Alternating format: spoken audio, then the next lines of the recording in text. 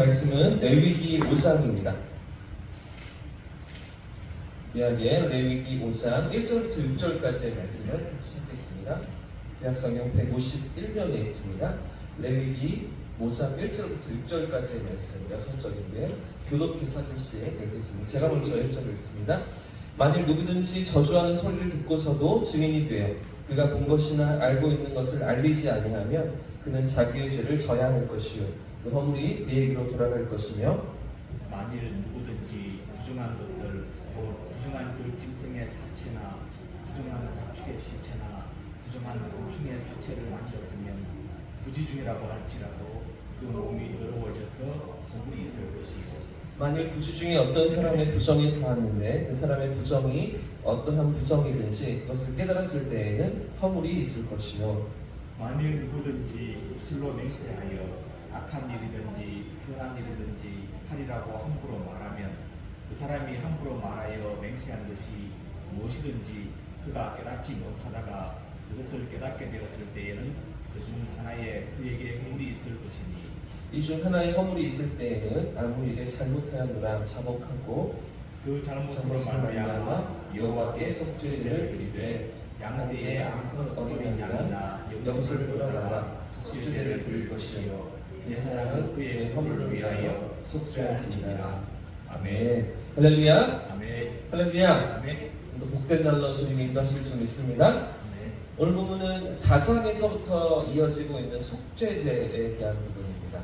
어제 우리가 통독한 4장에서는 속죄제를 어떻게 드려야 하는가, 어떤 방식으로 드려야 하는가를 자세히 한 장에 걸쳐서 하나님께서 말씀하셨다면 오늘 5장에서 이어지고 있는 부분 사실은 속건제를 다뤄야 되는 부분인데요.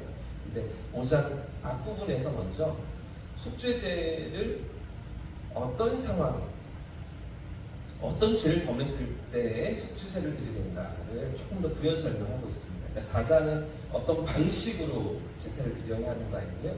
방금 읽었던 5장 첫 부분은 어떤 때, 어떤 죄를 지었을 때에 속죄제를 드리는가 그걸 한 번 더 설명하고 부연하고서 그리고서 이제 속건제에 대한 부분으로 5장 중간 이후와 또 6장, 7장까지 이어서 제사에 대한 부분들이 이어지고 있는 것이죠.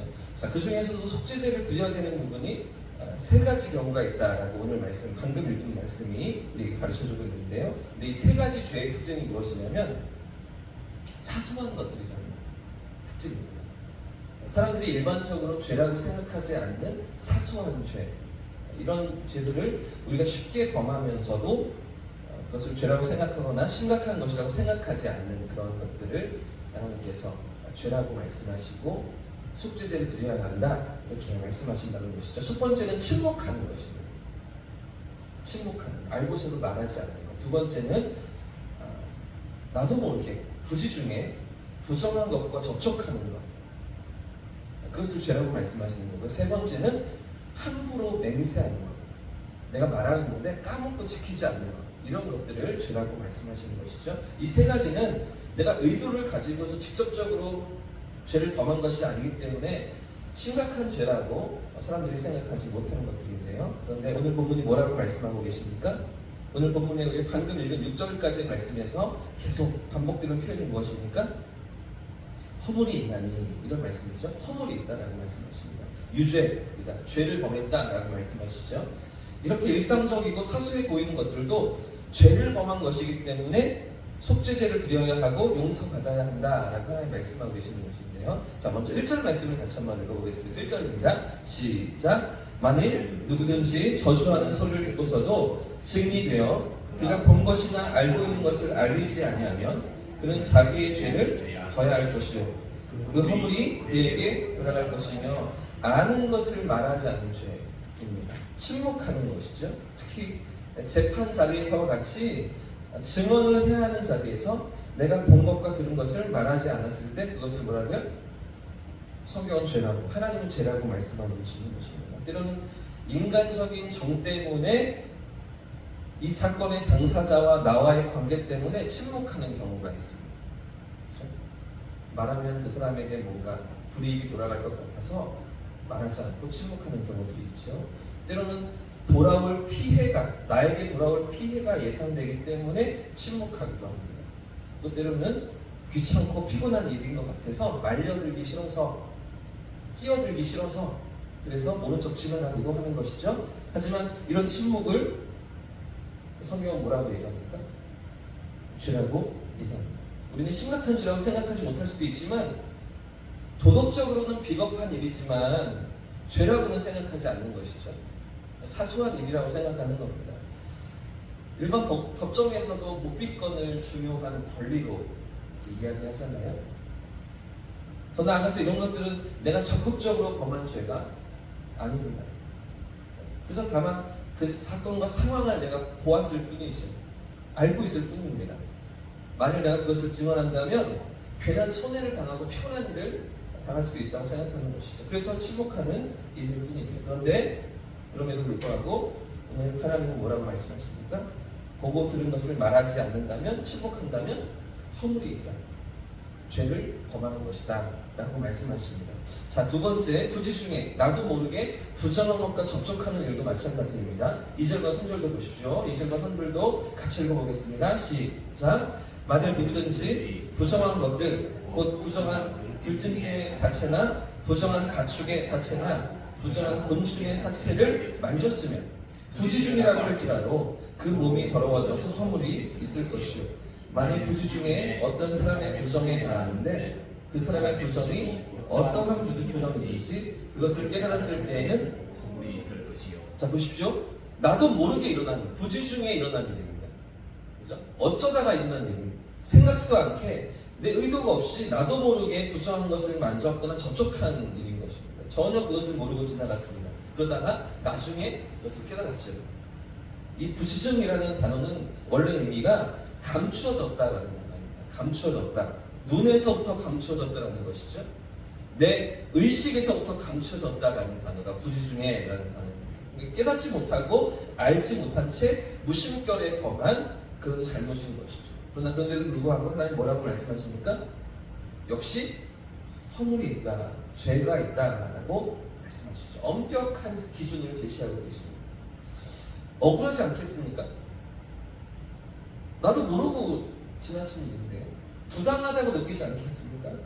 왜 이런 것까지도 죄라고 말씀하십니까?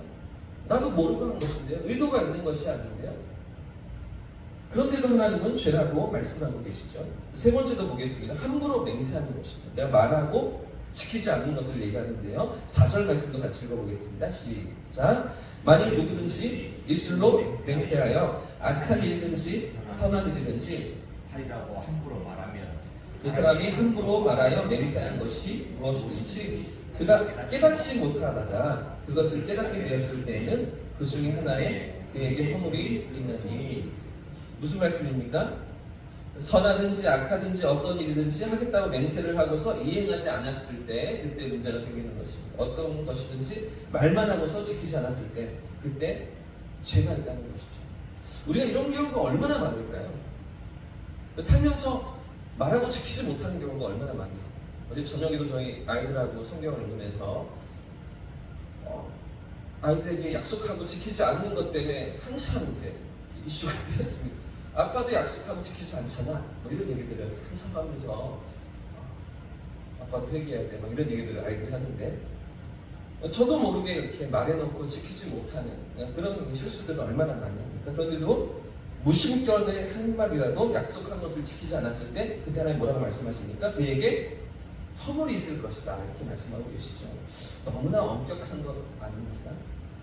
너무나 지키기 힘든 무리한 기준을 하나님께서 제시하시는 건 아닙니까? 지금 보십시오.